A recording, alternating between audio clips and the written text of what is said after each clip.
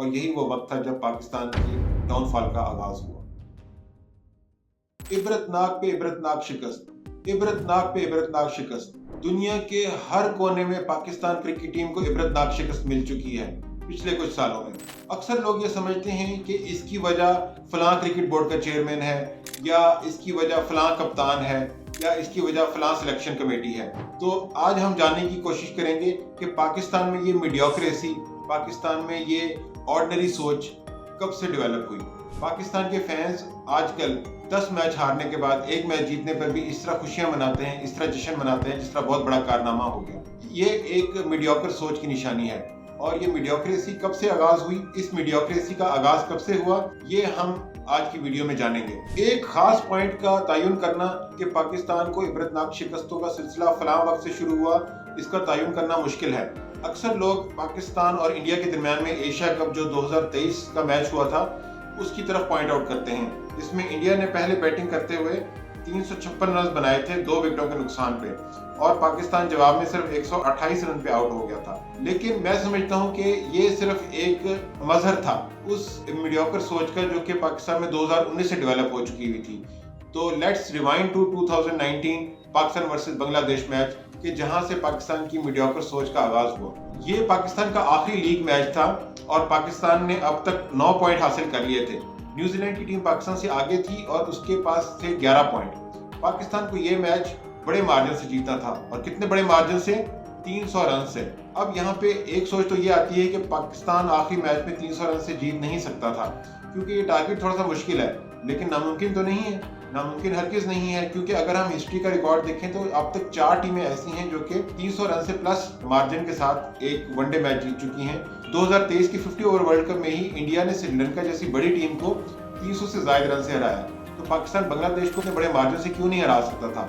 बिल्कुल हरा सकता था। लेकिन मसला ये नहीं है कि पाकिस्तान बांग्लादेश को इतने बड़े मार्जिन से नहीं हरा पाया, मसला ये है कि पाकिस्तान ने कोशिश ही नहीं की। और यही वो मीडियोकर सोच का स्टार्ट था, जब पाकिस्तान ने इस फजूल 2 पॉइंट लेने के बाद पूरे पाकिस्तान में जश्न मनाया गया सोशल मीडिया पे। इस मैच की डिटेल्स में आपको बताता हूँ। इस मैच में सरफराज अहमद ने टॉस जीतकर पहले बैटिंग का फैसला किया, और पहले बैटिंग का फैसला करना जरूरी था, क्योंकि अगर पाकिस्तान चेस करता तो पाकिस्तान वैसे ही टूर्नामेंट से बाहर हो जाता। Pakistan through out the tournament दूसरी टीमों को ब्लेम करता रहा कि फलां टीम जानबूझ के हारी, फलां टीम बड़े मार्जिन से नहीं हारी, और तमाम ब्लेम नेट रन रेट की बात पर आता रहा। और जनाब इस मैच में जब पाकिस्तान ने टॉस के वक्त सरफराज अहमद ने कहा, one chance, we need to win big, we know the margin is big, we want to finish on a high. तो सरफराज अहमद की अपनी बात में काफी ज्यादा तजाद था। कहते थे कि हम यहाँ बड़े मार्जिन से जीतना चाहते हैं, लेकिन हम बड़े हाई नोट पे फिनिश भी करना चाहते हैं। अब हाई नोट पे फिनिश करने से क्या मुराद थी, ये तो मैच के दरमियान में जो मैं आपको जिस तरह से मैच चला उसके बाद आपको इस बात का आइडिया होगा। तो पूरे पाकिस्तान की नजरें टीवी स्क्रीन पे थी, बल्कि पाकिस्तान क्या पूरी दुनिया की नजरें, क्योंकि जिन जिन टीमों के रिजल्ट्स और सेमीफाइनल क्वालिफिकेशंस इससे इफेक्ट होती थी, स्पेशली कि न्यूजीलैंड की, वो भी इस मैच को बड़े गौर से देख रहे थे। और हर किसी के जहन में ये आ रहा था शायद पाकिस्तान फैंटास्टिक स्टार्ट करेगा और पाकिस्तान कोशिश करेगा कि कम से कम 400 रन तक स्कोर करे, क्योंकि वो वर्ल्ड कप काफी हाई स्कोरिंग था और वनडे में 400 रन बनाना अब एक गैर मामूली बात नहीं रही। जनाब मैच का स्टार्ट होता है और खिलाफ तवक्को पाकिस्तान ने बनाए 10 ओवरों में सिर्फ 38 रन, 10 ओवर्स 38 रन और एक आउट था पाकिस्तान का। फखर जमान आउट हो गया था। विकेट पे मौजूद थे बाबर आजम और इमामुल हक। अब शायद लोगों को लग रहा था कि 10 ओवर तक इन्होंने विकेट पे स्टे कर लिया, अब शायद ये बहुत तेजी के साथ खेलेंगे, लेकिन तेजी के साथ खेलने का सिलसिला स्टार्ट ना हुआ और 20 ओवर में स्कोर थी सिर्फ 94 रन और एक ही आउट था, यानी कि विकेटें नहीं गिर रही थी, मगर पाकिस्तान के प्लेयर्स बहुत आहिस्ता खेल रहे थे। 25 ओवर्स में स्कोर था 115 रन और एक आउट। बाबर आजम और इमामुल हक अभी भी विकेट पे मौजूद थे और ये बात क्लियर हो चुकी थी कि पाकिस्तान ये मैच बड़े मार्जिन से जीतना ही नहीं चाहता। इस मौके पे जो क्रिक इन्फो में उस वक्त लाइव कमेंट्री चल रही थी, क्रिक इन्फो, वो मैं आपको लाइव कमेंट्स भी दिखाऊंगा और आपको पढ़ के भी सुनाऊंगा। सजाद साहब कहते हैं, impossible as it may be, would have liked Pakistan to show some intent, this is a पजलर।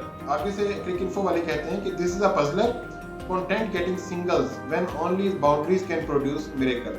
Sajjad साहब कह रहे हैं कि बहुत हैरानकुन बात है ये है मैं चाहता था कि पाकिस्तान थोड़ी सी इंटेंट शो करे, थोड़ी सी कोशिश करे बड़े मार्जिन से मैच जीतने की। क्रिक इन्फो ने आगे से कमेंट किया कि ये बहुत हैरानकुन बात है कि ये सिंगल लेकर भी खुश हैं, जबकि सिर्फ बाउंड्रीज ही कोई मौजा कर सकती है। तो पूरे पाकिस्तान में उस वक्त कम से कम जो क्रिकेट की समझ रखते थे वो यही इसी बात पे हैरान थे कि पाकिस्तान इतना स्लो क्यों खेल रहा है। कैम साहब जो कि न्यूजीलैंड से बिलोंग करते हैं कहते हैं, this is bizarre, Pakistan knows their only hope is to swing for the fences yet they are content to play conservatively. Oh well, as a Kiwi fan I will take it. कहते हैं कि बहुत हैरानकुन बात है कि पाकिस्तान की वाहिद चांस और पाकिस्तान की वाहिद उम्मीद यही है कि बहुत तेजी के साथ रन बनाए जाएं और बाउंड्रियां लगाई जाएं, लेकिन ये कंजर्वेटिवली यानी कि बिल्कुल रिवायती अंदाज से खेलकर खुश हैं।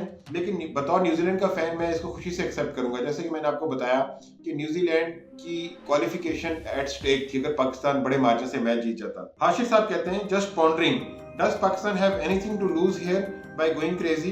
They are out anyway if they play like this. At least have some fun and give entertainment to their fans as their fans expect. कह रहे हैं हाशिर साहब कि मैं बहुत हैरान हो रहा हूँ और मैं ये सोच रहा हूँ कि क्या पाकिस्तान अगर बहुत तेजी के साथ खेलेगा तो they have anything to lose, कुछ उनके पास हारने को उनके पास है, क्योंकि अगर इसी तरह से खेलते रहे तो वो हर हाल में टूर्नामेंट से बाहर हो जाएंगे और कम से कम यहाँ पे कुछ अपने फैंस को एंटरटेनमेंट तो दे सकते हैं। क्रिक इन्फो ने इसके बाद कमेंट किया, I would rather go down in the blaze of glory than to claim a moral win. आगे से क्रिक इन्फो की कमेंट्री ने जवाब दिया, अगर इनकी जगह होता तो एक जबरदस्त सी कामयाबी हासिल करने की कोशिश करता, बजाय इसके कि एक मॉरल विन यानी कि सिर्फ एक इखलाकी जीत सिर्फ 2 पॉइंट के लिए सेटल होता। मैं जानता हूं कि आप लोगों में से ज्यादातर लोग इस वक्त ये सोच रहे होंगे कि इतनी बड़ी मार्जिन से जीत तो नामुमकिन है।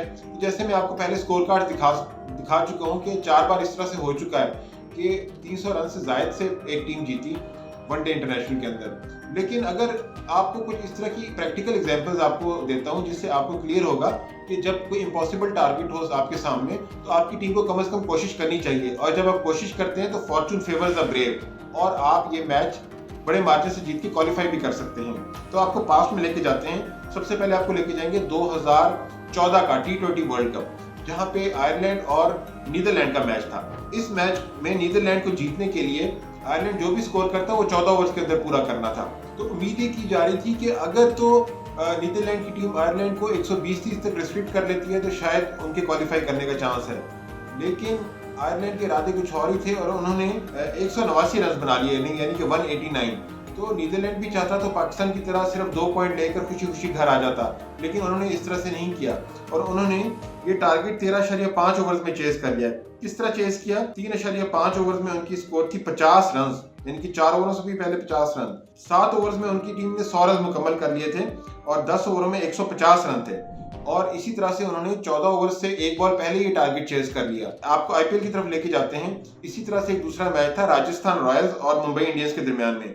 इस मैच में भी मुंबई इंडियंस को जो भी राजस्थान स्कोर करता वो तकरीबन 14-15 ओवर्स में पूरा करना था। राजस्थान ने 189 रन बना लिए, 189 रन, और मुंबई इंडियंस ने शानदार बैटिंग की और 195 रन 6 ओवर्स पहले मुकम्मल कर लिए, यानी कि बड़ा जबरदस्त चेस किया और क्वालिफाई कर लिया। अब आपको वापस इंटरनेशनल की तरफ लेके जाते हैं। ये मैच शायद आप में से बहुत लोग जानते हो, श्रीलंका और इंडिया के दरमियान में मैच था और इस मैच में इंडिया को ये मैच बोनस पॉइंट के साथ जीतना था। और बोनस पॉइंट में जीतने का मतलब ये है कि श्रीलंका जो भी स्कोर करता वो 40 ओवर में पूरा करना था इंडिया को, और उम्मीद ये की जा रही थी कि शायद अगर श्रीलंका को 230-240 रन तक रिस्ट्रिक्ट कर ले इंडिया तो शायद इंडिया का चांस बन जाए।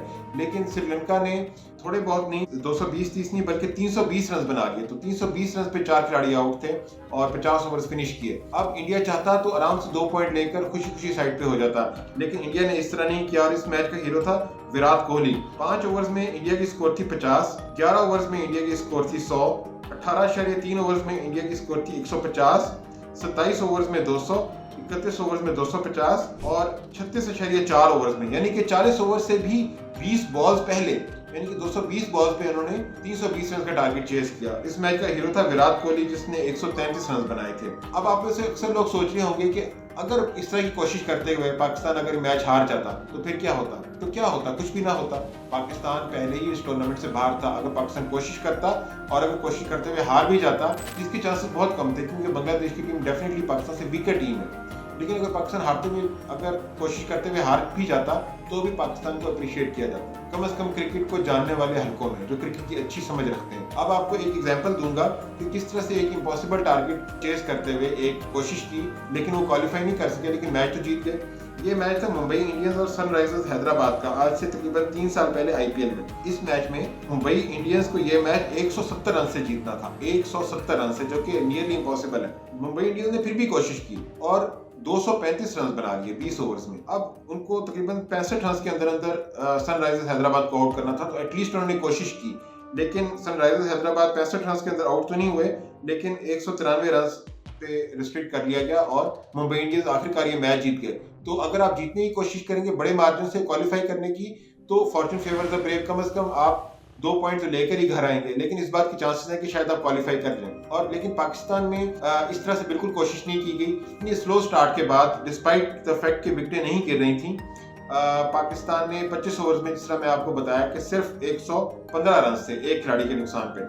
उसके बाद फिर पाकिस्तान ने बहुत लेट एक्सेलरेट करना शुरू किया और पाकिस्तान ने टोटल 315 रन बना लिए। जवाब में बांग्लादेश की टीम 221 रन पे आउट हो गई। अब यहाँ पे इशू ये नहीं है कि पाकिस्तान ने मैच जीता और पाकिस्तान मैच जीत गया, वेल 2 पॉइंट हासिल कर लिए, लेकिन मेरे ख्याल में ये कोई फख्र करने वाली विक्ट्री नहीं थी। लेकिन इसको इसी तरह से पेश किया गया। इस मैच में शाहीन अफरीदी ने 6 विकेटें ली और इस तरह से उसको हीरो बना के पेश किया गया, जिस तरह उसने बहुत बड़ा कारनामा किया है। और पाकिस्तान ने ये जो टिमिड बुज़दिल एक्ट किया था इस मैच में, जो बुज़दिल एफर्ट की थी इस मैच में, इसको साइडलाइन करके इसको हाईलाइट नहीं किया गया, बल्कि पाकिस्तान की इस बुज़दिल कोशिश को इग्नोर करके शाहीन अफरीदी की 6 विकेटों का छनकना बजाया गया। और यही वो वक्त था जब यहाँ पे पाकिस्तान की टीम के अंदर मीडियोक्रेसी वाली सोच और पाकिस्तान के फैंस के अंदर मीडियोक्रेसी वाली सोच डेवलप हुई। अगर आप इतने अरसे से, महीने 1.5 महीने से इंग्लैंड में वर्ल्ड कप जीतने की कोशिश करें, सेमीफाइनल में क्वालिफाई करने की कोशिश करें, दूसरी टीमों को ब्लेम करें, नेट रन रेट के सिस्टम को ब्लेम करें, तो कम से कम अपनी एफर्ट पूरी रखते। और अगर आपने इस मैच में इसी तरह से बुज़दिल तरीके से खेलना था, तो कम से कम शोएब मलिक को एक फेयरवेल मैच ही दे देते, जो कि इस मैच से पहले अपनी रिटायरमेंट का ऐलान कर चुका था। मेरे नजदीक अंपायर का डिसीजन यही है। पाकिस्तान में मीडियोक्रेसी की सोच इस मैच से शुरू हुई, जब पाकिस्तान के तमाम फैंस और पाकिस्तान के मीडिया ने, बजाय इसके कि पाकिस्तान की बुज़दिल एफर्ट को तनकीद करें, पाकिस्तान के फैंस और पाकिस्तान का मीडिया और स्पेशली सोशल मीडिया ने इस मैच को बहुत ज़्यादा ग्लोरीफाई करके पेश किया। शाहीन अफरीदी की बॉलिंग को और उन 2 पॉइंट्स, यूजलेस 2 पॉइंट्स को बहुत ज़्यादा ग्लोरीफाई करके पेश किया गया। और यही वो वक्त था जब पाकिस्तान के डाउनफॉल का आगाज़ हुआ। अगर आप अंपायर के मज़ीद फैसले सुनना चाहते हैं तो इस चैनल को सब्सक्राइब कर लें।